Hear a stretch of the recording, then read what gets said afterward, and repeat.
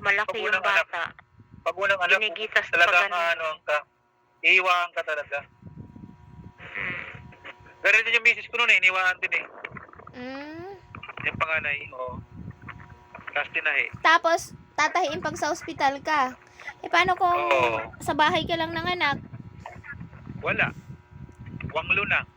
Ay, talaga?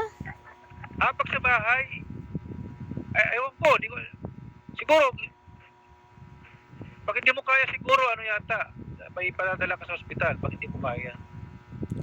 Talaga para matahi. Oo.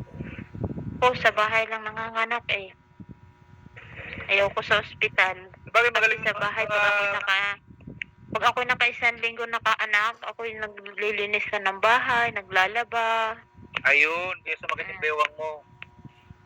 Dapat kasi hindi ka muna nagagalaw-galaw. Oo, alam ko niyan, buwan, bago gumalaw. Kasi kung mabinat ka, delikado.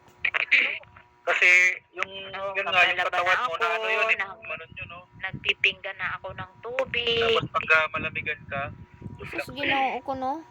Isang linggong bagong panganak, tapos mag-ano ka na? wala eh, bato